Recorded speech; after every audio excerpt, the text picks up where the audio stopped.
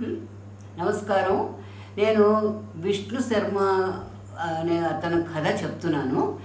ఏమిటంటే ఇదివరకు పూర్వం ఎట్లా ఉండేది ఇల్లు అంటే చిన్న పల్లెటూరులో పైనంతానేమో తాటాకులతో ఉండేవి, చుట్టూ ఏమో గోడలు మట్టి గోడలే ఉండేవి. వాళ్ళు అలాగే కాలక్షేపం చేసేవారు.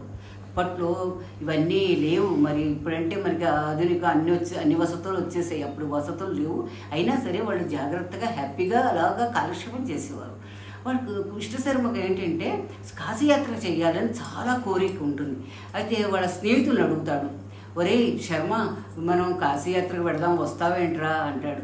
శర్మ అంటాడు, అయ్యో నాకు ఇంట్లో ఇబ్బందులు ఉన్నాయిరా, నేను రాలేను అని అంటాడు.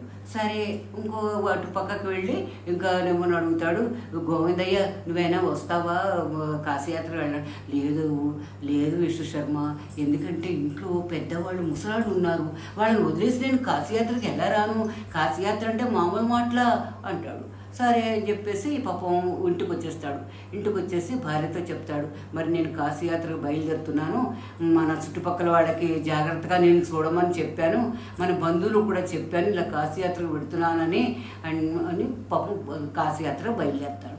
పాపం భార్య కూడా చాలా సంతోషం, భగవంతుడిని దర్శనం చేసుకుని మీరు క్షేమంగా రావాలి అని చెప్పి దండం పెట్టుకుని పాపం పంపిస్తుంది.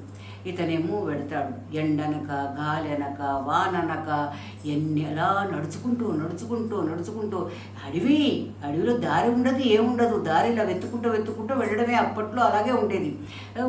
వెతుకుంటూ వెళ్తాడు. ఇక పాపం అలాగే ఎన్ని రోజులు పట్టిందో తెలియదు అనమాట. అన్ని రోజులకి కాశీలో చేరుతాడు. చేరి ఆ భగవద్ దర్శనం చేసుకుంటాడు. భగవద్ దర్శనం చేసుకుని మళ్ళీ తిరిగి రావాలి కదా. మళ్ళీ తిరిగి రావాలి అంటే కూడా చాలా కష్టం అన్నమాట. క్రూరముగాలు ఉంటాయి, పాములు ఉంటాయి, తేళ్లు ఉంటాయి. ఇంక చెప్పద్దు ఎంత కష్టపడి కాశీయాత్ర చేయాలో ఆ దేవుడే చేయాలి. అట్లా కాశీయాత్ర చేసి ఇలా వస్తూ ఉంటాడు. ఇక్కడ ఇంటి దగ్గర ఏమో పాపం వాళ్ళ భార్య ఉంటుంది. ఆమె ఏమిటంటే ఇతను కాశీయాత్ర వెళ్ళేటప్పుడు గర్భవతితో ఉంటుంది. గర్భవతితో ఉన్న సంగతి ఏమో ముందు తెలియదు, తర్వాత అతను బయలుదేరి వెళ్ళిపోయాక తెలుస్తుంది. కానీ ఈ వార్త అతనికి ఎలా తెలుస్తుంది తెలియదు. అప్పట్లో ఉత్తరాలు లేవు, ఏమీ లేవు, మనిషి వెళ్ళే చెప్పాలి, అలా ఉండేది పరిస్థితి. ఈమె గర్భవతితో ఉంటుంది. తర్వాత ఏమోనో ఈ మగపిల్లవాడు కలుగుతాడు. అందరూ చుట్టుపక్కల వాళ్ళందరూ సహాయం చేస్తారు, బంధువులందరూ సహాయం చేస్తారు. పిల్లాడేమో నెమ్మదిగా పెద్దవాడు అవుతూ ఉంటాడు.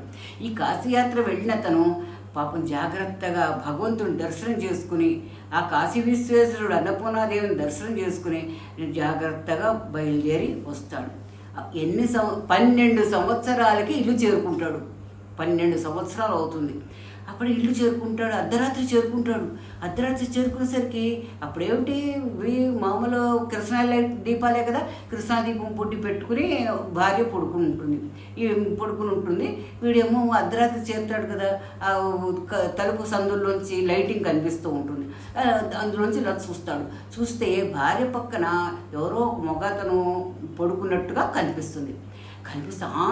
నేను కాశీయాత్ర వెళ్ళగానే నా భార్య పరాయి మొగాడితోటి ఉంటుందా, దీన్ని ఎలాగ చంపేయాలి అని చెప్పి గబగబా చూరు, తాటాకుల ఇల్లు కదా, ఇలా చూరు ఉంటుంది. ఆ చూరు లోపల కత్తి తీస్తాడు.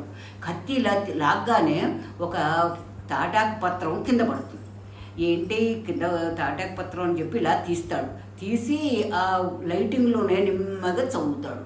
అందులో ఏమని ఉంటుందంటే, ఏ పని చేసినా తొందరపడకూడదు, ఆలోచించి చేయవలేను, 1-2 సార్లు ఆలోచించి మరే చేయాలి అని ఉంటుంది. వాడు ఏం చేస్తాడు, ఏంటి తాడిపత్రం ఇలా వచ్చింది అని 2-3 సార్లు చదువుకుంటాడు.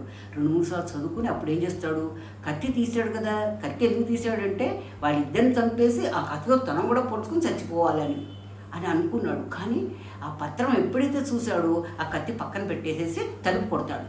తలుపు కొట్టగానే పేరు పెట్టి పిలిచి తలుపు కొట్టగానే అయ్యో వచ్చి గబగబ పరిగెత్తుకుంటూ వచ్చి తలుపు తీస్తుంది. 12 సంవత్సరాల తర్వాత భర్త వచ్చాడంటే ఆ ఆనందం చెప్పలేని ఇదనమాట. అప్పుడు గబగబా ఏం చేస్తుంది, తలుపు తీసి నాన్న లేవరా, నీ తండ్రి గారు వచ్చేస్తారు అని కొడుకులు లేపుతుంది.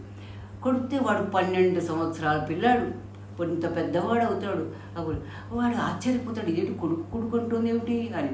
అప్పుడు చెప్తుందనమాట, మన అబ్బాయి అండి, మన అబ్బాయి అంటుంది. అది మన అబ్బాయి ఏమిటి అని ఇలా తెల్లబోయి చూస్తాడు. మీరు వెళ్ళేసరికి నేను గర్భవతిని, ఆ సంగతి మీకు తెలీదు నాకు తెలియదు, తర్వాత తెలుసు నేను గర్భంతో ఉన్నానని.